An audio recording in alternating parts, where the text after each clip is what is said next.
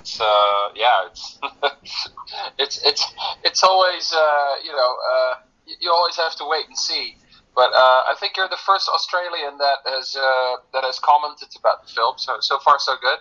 Do you get really nervous before you have a film come out? Is that something that you find even today, after having a few films out, that you still get nervous? No, not really. I mean, I don't really get nervous for like one specific moment. But I mean, of course, in general, after you've done a film and you've been editing it for so long, and you've been like, wrestling with the idea and how to crystallize the idea for years and years and years, actually 10 years even for this film. I mean, yeah, then of course you're kind of very eager to find out, what the world thinks of it. And, I mean, it's also a bit like, what the world thinks of it is ultimately how you see it, because, of course you have your own opinion about, how well it turned out. But ultimately, also, it's really the feedback that you get that kind of shapes your memory of, like whether or not it was worth it, or how it worked out. So it's a big part of it. Feedback is definitely a big part of it. So you just mentioned the idea of this film. Tell us a little bit about that. Where did that idea first come from for you? Well, I was living in China, in Shanghai, for a couple of years. I've actually also done a few films in Shanghai, China, and I've done one film in Chongqing. During the time that I've been developing those other projects and also have shot them, I ran into the phenomenon of the fu or die, the second generation rich. And it was always very interesting to me how a generation of new wealth would find its own problems in society. And in the period that I'm talking about, like when I was there in from 2007 until on and off, but until 2018, they were in the media a lot of really being like a troublesome generation. And there were incidents in the news like illegal car racings, Lamborghini car racings, and sometimes also villagers on the outskirts of the city would get hurt by those, or even get killed, run over by Lamborghinis and all this kind of stuff. So this generation was starting to have quite a bad reputation. I also saw them in clubs and in nightclubs, sitting at VIP tables with excessive amount of champagne bottles and all that. So at some point, also some of the people that I knew some of those people. So I kind of got a chance to also know some of them personally.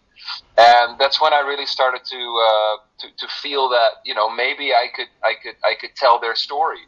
And I think it's also kind of also a useful story to tell, that people that have so much abundance of wealth are really not necessarily happy either, and that it really comes with its own challenges to be that wealthy. At some point I had the idea, also because in the Chinese language, those people are often called shishegui, which means bloodsucker, which of course sounds like a vampire. Yeah. So I was at some point it kind of ticked, like, what if I would do a film where I would bring this metaphor together, where this new generation of wealth, of mostly Chinese kids, they kind of literally become vampires. So then for a while the idea was based in China, and it was going to be this film had a very typical Chinese phenomenon. But later on, also as the Chinese censorship became much more strict, it was much more ambiguous what could and what could not be made in China. So the film kind of got stuck in China. So that's when I started to explore the possibility of doing it in Dubai and later in Taipei. And that's finally where the film got made. So it's been a long journey, and the film, that the idea has been had to be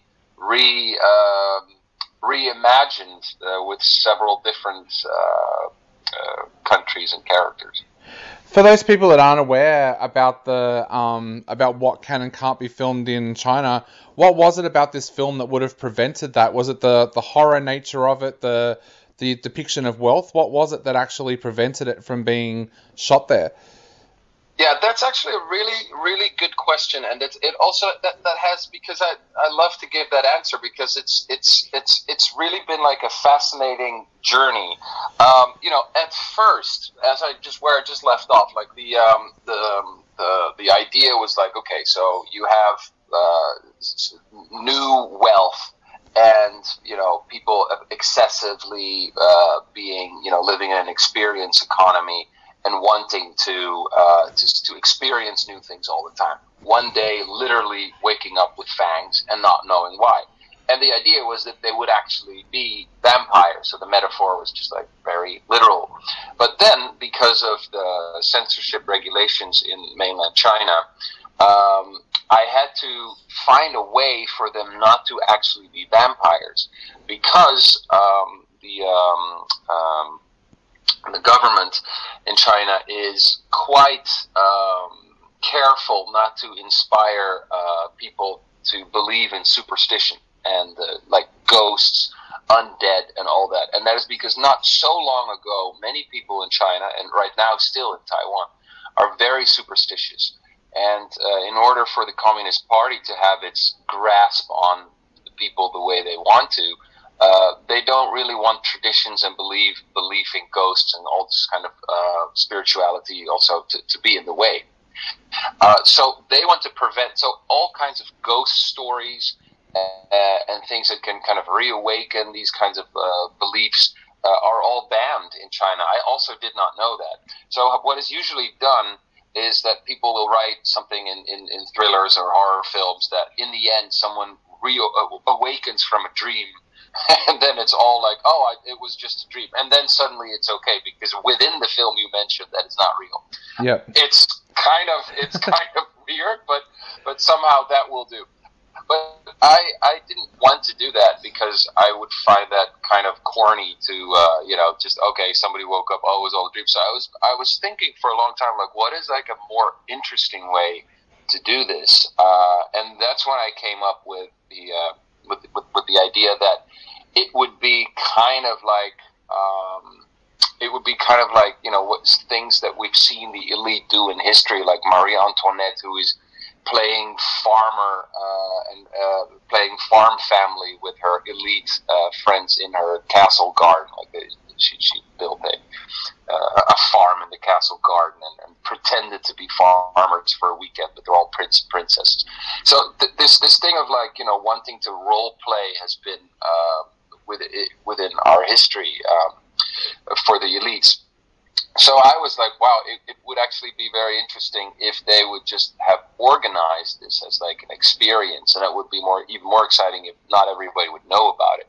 So that's how the idea took shape. The way the film is right now, not actually literally a vampire film, but more a film about vampirism and the psychology of vampirism. So actually, thanks to the Chinese censorship, I came up with a better idea. However, later on, it was, I think this was like 2017, when Xi Jinping took power for life, and he basically became like a Putin. At that time, the censorship became even more strict, and it just became incredibly unclear, even for Chinese filmmakers. And I was working with Chinese film producers and people within the industry there already for years, so I was kind of inside, and nobody knew anymore what you could do and what you could not do. And what finally now became clear after a few years is that it's no longer just about what you can do. It's also very much now about what you should do. So the films are, if you see like big action films or things that come from China right now, there's less and less smaller art house films, and there's more and more big military superhero movies, and it's all about promoting China as a superpower, China as a moral compass, what it is like to be a Chinese, what it should be like to be a Chinese citizen, which should be like a responsible figure, a social figure. So everything that is that has any kind of social criticism at all is kind of no longer an option. So that's also the moment that I kind of realized that I had nothing more to do in China, because I don't think anything that is possible to do there, I'm not interested in making. So that's unfortunately that's really how it shifted. Yep, definitely.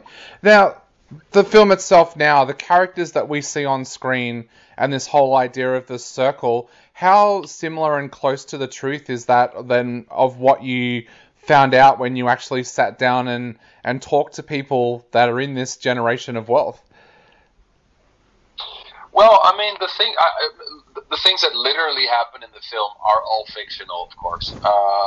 But what I did, the things that I did gather are things, for example, like that these kinds of circles are mostly closed, and also I was never a part of any of these circles because I'm not rich at all. But I was kind of like around it, and like for one night I would interact with some of them and speak with some of them for maybe an hour or two. But the fact that it is a closed circle, and why it is a closed circle, is also because what you also very often see with celebrities marrying each other is because they understand each other because they're in the same condition, and also because a lot of people that are outsiders from them are not necessarily to be trusted because everybody wants something from them because they have so much wealth. And so that's why they stick together, because they don't need to, they don't need to be afraid that they might, be friends with each other just for the money, because they all have, endless amounts of money from the family. So that's why you see them being in these kinds of isolated groups a lot. And that comes with its own challenges. And so there are these, and this is also something very much that you see in Asia one of the things that struck me when I started to go out and go to clubs in China is that it's much more of a table culture. Like in Europe, where I used to go out and hang out, it's very much about people mingling and meeting. But in China, it's very much more of a guanxi concept. It's very much more of like, I come here with these people and this is my circle. So this kind of, and also even clubs where they play dance music are for 70% filled with tables where people sit and where they kind of hang around with who they came in for. So there's all kind of group culture and exclusivity culture, and VIP room is very much taken from it. Awesome. Well, David, I know we are running out of time very, very quickly, and I could talk to you for ages. But to finish off, what would you like to say to people out there who are about to sit down and watch this film in a couple of days when it's released here? Well, don't go in with any of the conventional expectations, and be ready to be surprised, because the film will turn and twist and surprise you a couple of times over. Awesome. Well, David, thank you so much for taking the time to